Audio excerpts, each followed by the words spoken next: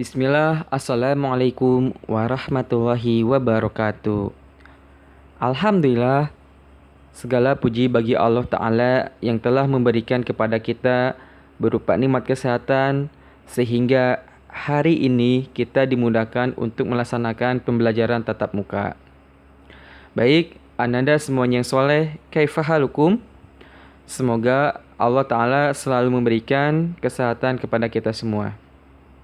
Baik, adik-adik yang soleh, hari ini kita akan membahas tentang tema 7, Indahnya Keragaman Negeriku, subtema 1, pembelajaran 4 dan 5.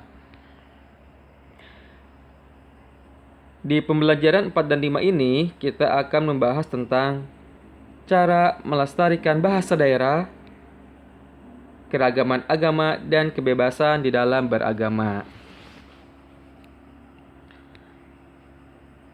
Tujuan pembelajaran hari ini yaitu 1. Siswa dapat mengetahui cara-cara melestarikan bahasa. Siswa dapat menerapkan di dalam kehidupan sehari-hari. Kemudian yang terakhir, siswa mampu menjelaskan keragaman agama dan kebebasan dalam beragama.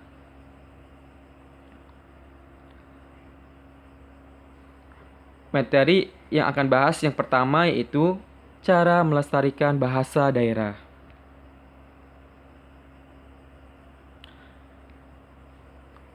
Tentunya sudah kita ketahui, sudah kita pelajari bahwasannya manusia merupakan makhluk sosial yang membutuhkan orang lain. Saat berinteraksi dengan orang lain, dibutuhkan bahasa untuk berkomunikasi. Bahasa pemersatu bangsa Indonesia adalah bahasa Indonesia. Namun, Indonesia juga memiliki beragam bahasa daerah. Misalnya, bahasa Sunda, bahasa Jawa, bahasa Batak, bahasa Minang, bahasa Papua, bahasa Bali, dan lain sebagainya. Keragaman bahasa ini merupakan kekayaan bangsa Indonesia yang kita banggakan dan lestarikan.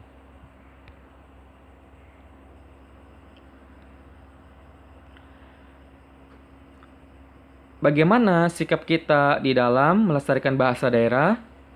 Di antaranya, bangga pada saat menggunakan bahasa daerah, menghargai teman yang sedang menggunakan bahasa daerahnya, mau mempelajari bahasa daerah lain, dan yang keempat, tidak menghina bahasa daerah lain.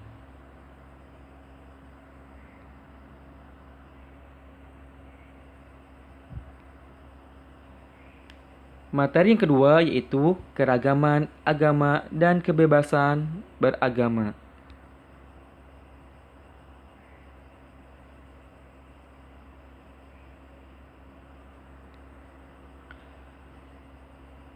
Sumber daya alam yang melimpah dan letak strategis menjadikan Indonesia sebagai tempat yang menarik bagi para pedagang berbagai internasional.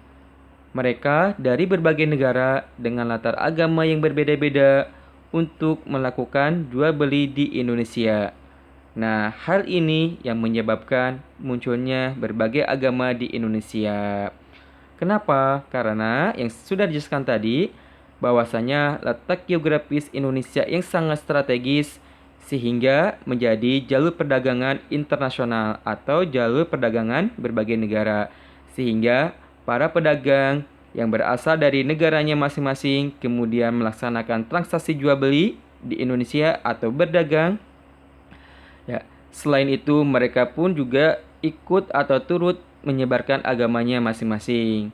Nah, sehingga terjadilah keragaman agama yang ada di Indonesia.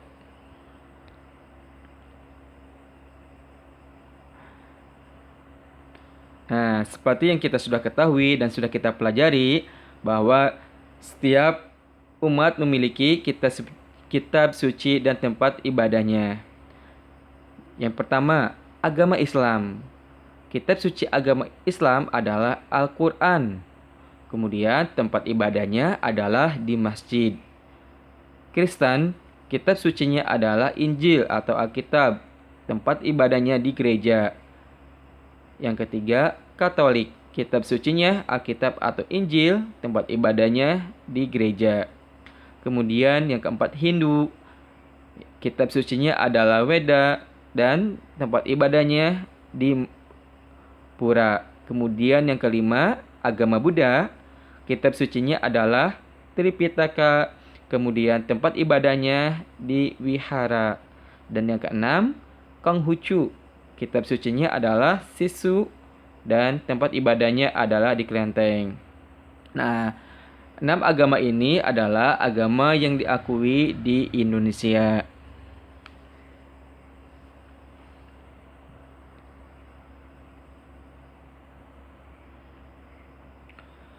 Kemudian, sebagai warga negara yang baik, kita harus saling menghargai orang lain, baik yang seagama ataupun yang berbeda agama. Nah, sikap inilah yang membuat bangsa Indonesia semakin bersatu dan tidak mudah terpecah belah. Ya, adik-adik yang soleh, kita sebagai warga negara yang baik, ya, tentunya kita harus saling menghargai atau menghormati ya tetangga kita, ya, maupun orang lain yang berbeda agama.